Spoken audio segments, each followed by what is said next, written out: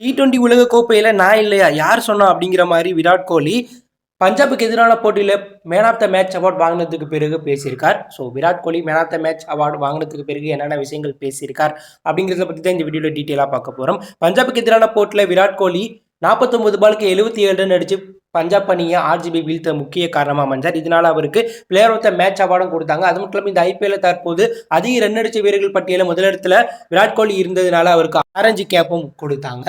So இது குறித்து விராட் கோலிகிட்ட கேட்கும்போது இன்னும் நிறைய போட்டிகள் இருக்குது, 2 போட்டி தான் முடிஞ்சிருக்கு, சத்தம் கொஞ்சம் அதிகமாக இருக்குது, கொஞ்சம் குறைச்சிக்கங்க, ரொம்ப சந்தோஷப்பட வேண்டாம், இன்னும் நம்ம நிறையா பண்ணணும் அப்படிங்கிற மாதிரி, கண்டிப்பாக அந்த வாட்டி ஃபைனல் போய் கோப்பையை வெற்றி பெறணும் அப்படிங்கிற மாதிரி பார்த்தீங்கன்னா விராட் கோலி மறைமுகமாக பேசினார். அடுத்ததாக 2 மாதம் என்ன பண்ணீங்க, திடீர்னு நல்லா விளாட்றீங்களே, எப்படி இதெல்லாம் சாத்தியம் அப்படிங்கிற மாதிரி கேட்கும்போது, உண்மையை சொல்லணும்னா 2 மாதம் கிரிக்கெட்டே விளாடலை, நான் என்னை தெரியாத ஒரு ஊருக்கு போயிட்டேன், அங்கே போய் சாதாரண மனிதர் போல் ரோட்டில் நடமாறினேன், அது எனக்கு ஒரு நல்ல ஃபீல் கொடுத்துச்சு, அங்கே போயிட்டு இங்கே இந்த சத்தத்துக்கு எதிராக விளையாடும்போது ஒரு புது உணர்வாக வெளிப்படுது. அது மட்டும் இல்லாமல் 2 மாதத்துக்கு பிறகு கிரீஸ்குள்ளே வரதுனால சத்தம் கொஞ்சம் அதிகமாக இருக்கும்னு கூட ஃபீல் ஆகுது அப்படிங்கிற மாதிரி விராட் கோலி சொன்னது. அடுத்ததான் எப்படி நீங்கள் இறங்கி ஷாட் ஆடுறீங்க, திடீர்னு ஏன் இறங்கி இறங்கி எல்லா பாலையும் ஆடுறீங்க அப்படின்னு கேட்டதுக்கு, நான் கவர் டிரைவ் அடிக்கிறது எல்லாரும் கணிச்சிட்டாங்க, அங்கே ஃபீல்டர் செட் பண்ணி என்னைய தடுக்க பார்க்குறாங்க, அதனால தான் நான் என் ரூட்டை மாற்றி ஒரு சில ஷாட்லாம் நான் புதுசாக கற்றுக்கிட்டு இருக்கேன், அதே போல் அந்த ஷாட்லாம் நல்லா எனக்கு யூஸ் ஆகுது ரன் அடிக்க அப்படிங்கிற மாதிரி சொன்னார். 2 மாதம் ஓய்வில் இருந்து இப்படி பார்த்தீங்கன்னா நான் விளையாடுவேன்னு நான் நினைக்க கூட இல்லை. தொடக்கத்தில் கொஞ்சம் ரன் அடிக்க மாட்டோன்னு ஒரு ஃபீல் இருந்துச்சு, ஆனால் இந்த மேட்ச்சில் அடித்து ஆரஞ்சு கேப்லாம் வாங்கினது நினைக்கும் போது ரொம்பவே மகிழ்ச்சியாக இருக்குது, இன்னும் நான் ஃபார்மில் தான் இருக்கேன் அப்படிங்கிறத நினைக்கும் போது பெருமையாக இருக்குது.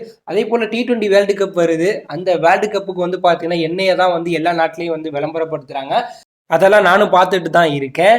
நானும் பார்த்தீங்கன்னா T20ல நல்லா விளாண்டுருக்கேன், இந்த இடத்துல நிற்கிறேன், ஆரஞ்சு கேப்பையும் வாங்கியிருக்கேன், 2 மேட்ச்சில் இவ்வளோ ரன் அடிச்சிருக்கேன்.